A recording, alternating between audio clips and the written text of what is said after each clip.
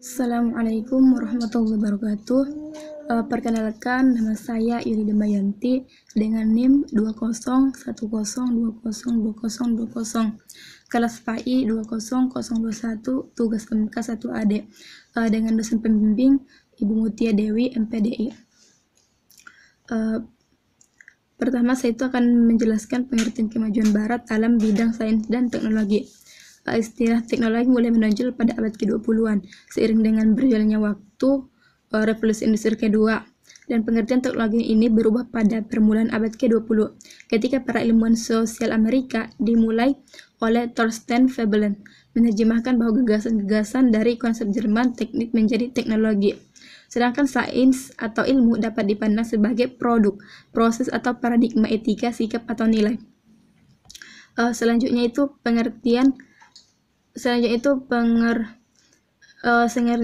menurut Morton, sains ilmu berpegang pada 4 kaidah ilmiah, yaitu yang pertama universalisme, yang kedua komunisme, yang ketiga disinterestedness, yang keempat skeptisme.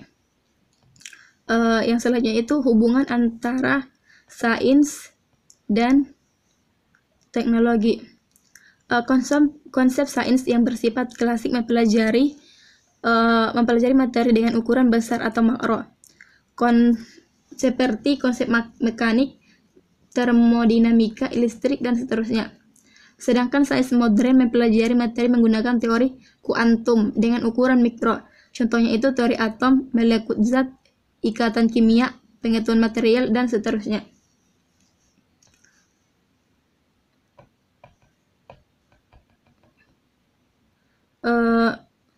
Sejarah singkat tentang revolusi industri, dampaknya dan pengaruhnya terhadap kemajuan teknologi Barat.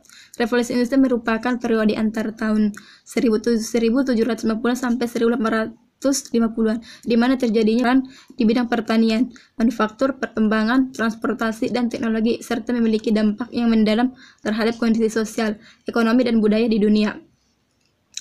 Ada dampak di bidang ekonomi itu ada 4 dampak. Ini dapat kita lihat ada 4 dampak. Seterusnya dampak di bidang sosial ada 3 dampak. Yang pertama itu berkembang urbanisasi, yang kedua upah buruh rendah akibat meningkatnya urbanisasi ke kota-kota, yang ketiga munculnya golongan pengusaha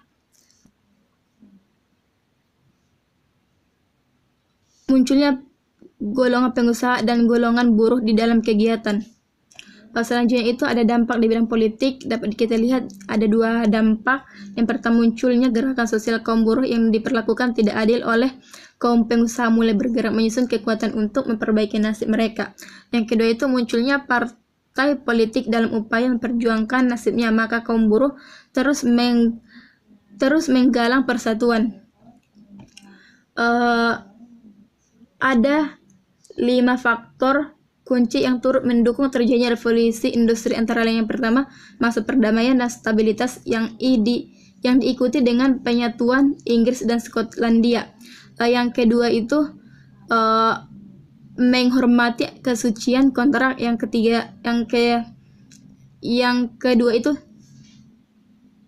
kedua tidak ada hambatan dan perdagangan antara Inggris dan Skotlandia. Yang ketiga menghormati kesucian kontrak. Yang keempat korporasi. Yang kelima kapitalisme. Yang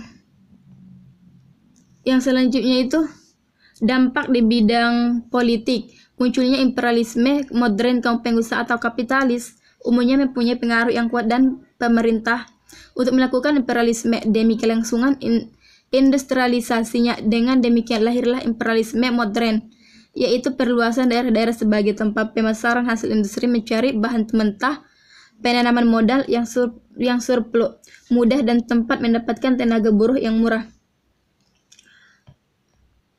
Mungkin cukup demikian yang dapat saya sampaikan. Bila ada kesalahan atau kehilapan saya mohon maaf. Wabillahi taufiq wal hidayah. Wassalamualaikum warahmatullahi wabarakatuh.